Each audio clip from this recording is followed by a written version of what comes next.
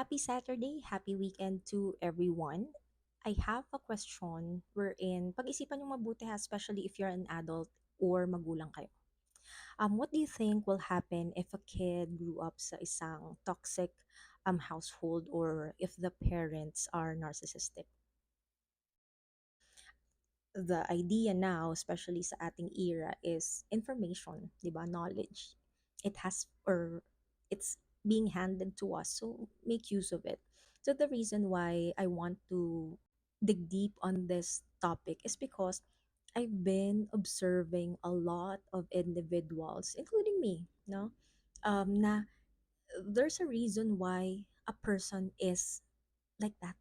Hindi sila ipinanganak na masama, hindi sila pinanganak na tarantado, hindi sila ipinanganak na gago. Hindi, hindi. Lagi niyong tatandaan, ang bata ay walang alam.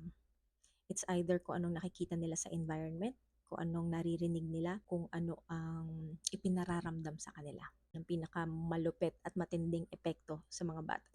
So, bakit nga ba yun ang topic natin? As I've mentioned, ang dami kong parang somehow nakikila na bakit ganito? Alam mo, if I have a second chance sa pagka-college, siguro dapat nag-psychologist ako. Kasi siguro where I've been is I've been judged, no? Napasaway, pariwara, lasinggera, and hindi ko naman ma-voice out kung bakit, anong rason, ba't ako ganun, 'di ba? Kaya sabi ko, every time na I'll meet people having um reasons or having those, what do you call that? You can't say that they are dysfunctional eh. You can't say that they are abnormal. You can say that they are not normal. Yan, yung mga kinikilos nila, ganyan. May reason kung bakit sila ganun, no? Kaya gusto kong balikan yung, alam mo yun, matatanda sa paligid, mga magulang. Ano bang nagiging epekto nito, 'di ba?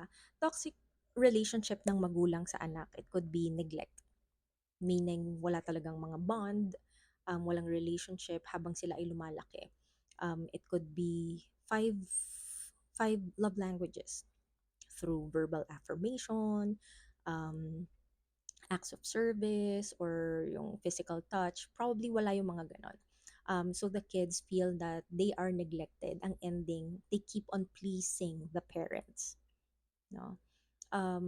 Next, it could be anxiety. May sipangs na parang, ay, ayokong maiwan ako. Alam mo yan? Or it could be the other way around, na ayaw nila nang pinag-uusapan yung mga ganyang emosyon. 'Di ba? So there are a lot of impacts sa isang bata na hindi nabigyan ng tamang atensyon, ng guidance, ng knowledge, how they will navigate life pagtanda nila. May it be sa trabaho, sa karelasyon, sa kaibigan, or sa mga taong nakapaligid sa kanila.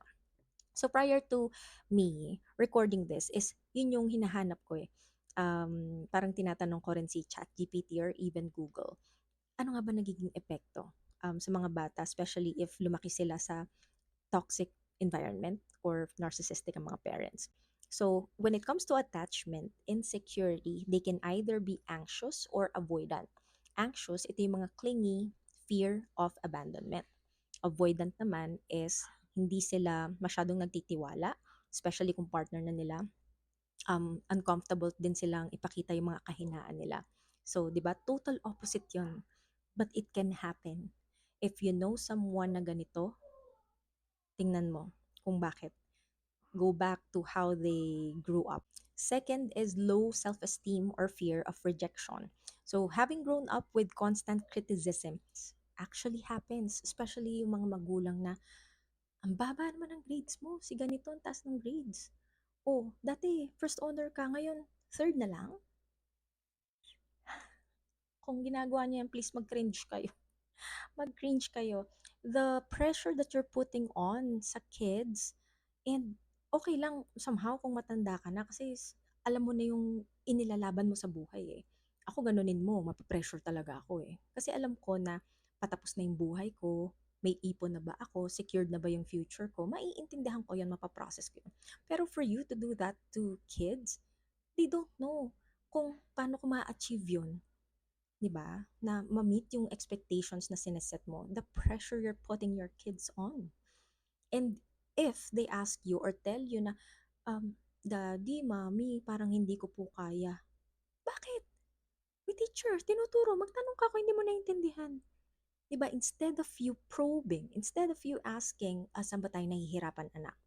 O try natin ha, and then let me know kung saan ang medyo malabo, saan ang mahirap para I can explain to you different style naman." 'Di ba? You need to be creative bilang magulang. Ang nangyayari kasi is sobrang yung focus tayo sa pagkayod, ginagawa nating, "Oh, yan na." We don't spend time. We don't sit down and spend time talking to the kids para talaga maintindihan anong nararamdaman, anong nasa isip nila, para for us to help them process kung ano yung nasa sa loob nila. Yun yung nawawala. Depressive, yan. Research shows these patterns are linked with higher risk of depressive symptoms, people pleasing, and codependency. So yun nga, sa sobrang criticism ng mga magulang, ang ending, ang mga anak, wala nang ginawa kundi i-please ang mga magulang. Magkautang-utang na, masabing better na yung kalagayan niya, 'di ba, compared to how she was before. Ang ending, pipilitin, pipilitin, pipilitin. Natanong mo ba, "Nak, okay ka pa ba? Nak, baka pagod ka na." Kung anong kaya lang.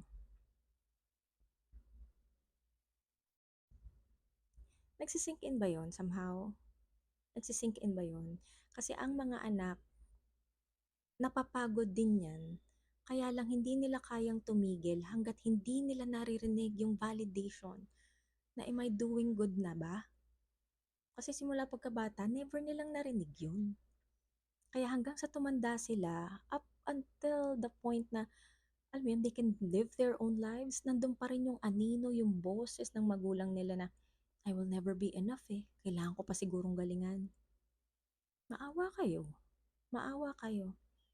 If you see that your kids are doing well, gaano kahirap sabihin na, galing mo na ka, na kaya mo yon. Mahirap ba? Mahirap? Oh, sabi ko naman sa'yo, kaya mo yun. Gaano kahirap sabihin yon? Ay, nako. Next, attraction to toxic dynamics. So, research shows children of narcissists are higher risk of repeating relational trauma. So, why is it there are people who stays in a toxic relationship? May mga verbal abuse, mental abuse, physical abuse. Ba't hindi sila makaalis doon? Versus, you will know, a couple of people na for them, once nasaktan sila, sorry, bye-bye.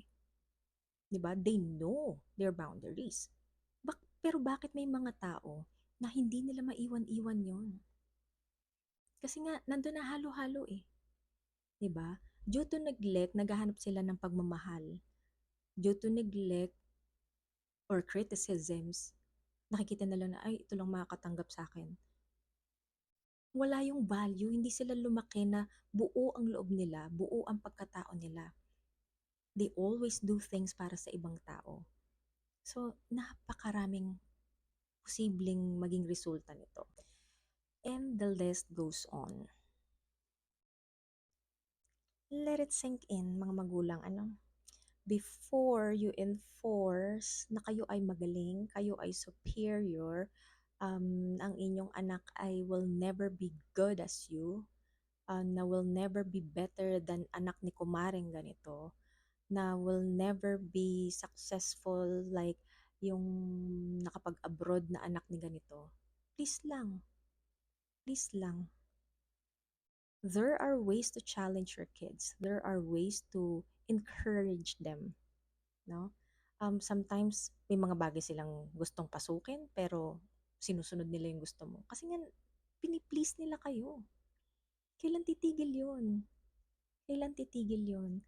Parang all their lives they live pleasing you, making you happy. But are you happy? Nagiging masaya ba kayo? Or hindi pa rin kontento? Quick thought, especially for those who have younger kids, critical ang pagkabata ng inyong mga anak. Spend time with them. Spend time with them. Darating ang araw na kayo mismo mag-iisip na, anong ginawa kong mali? It's either may ginawa kang mali or wala kang ginawa at all. 'Di ba?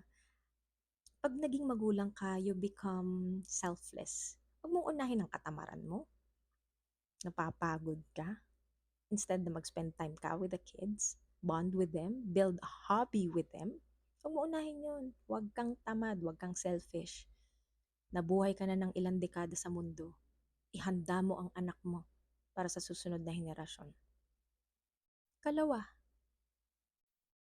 mas marami pang oras mag-cellphone, tsumika kung kani-kanino, pero yung masabing, nak, ang galing mo. Nak, I'm proud of you. I'm happy for you. Wala pang 1 segundo, wala pang 5 segundo. Try nyo, try nyo. Harsh reality of life. And swerte siguro yung mga batang makaka, alam mo yun, navigate sa life at makakalaban. How about those na hindi nakabangon from that trauma, from that experience? They will always feel like, I will never be enough. Ito na lang talaga ako. Paano yung mga yon na hindi makakabangon? Didikdikin nyo pa rin? Na ano, kinatandaan mo na yan? Talagang ganyan na lang buhay mo, ha? Tingin ka sa salamin. Baka may kontribusyon ka dyan. 'Di ba? Ang bata na pinalaki with freedom, but of course, as a parent, you know the boundaries. Where to set, when to set, how to set it. What I mean by freedom is you let them explore, you let them play, you let them choose their hobby, never impose. Ganon kasimple. Ang pagmamahal hindi ipinipilit. Once na naramdaman ng bata yan, ilabas mo sila sa mundo, hindi sila maloloko ng kahit na sino. Hindi sila mamata-matahin ng kahit na sino. Kasi sila mismo, they know their worth. They know their value. Sinaktan sila ng mga asawa nila kasi hoda, babae. Diba? They know when to stop pleasing other people. Kaya as a parent, please, huwag niyong unahin ang sarili niyo. Diba? Yung maganda sa pandinig, maganda sa paningin ng ibang tao. No. Maganda ba ang tingin sa'yo ng anak mo? Ang una mong ipiplease anak mo, hindi ang ibang tao. Sana po malinaw yun.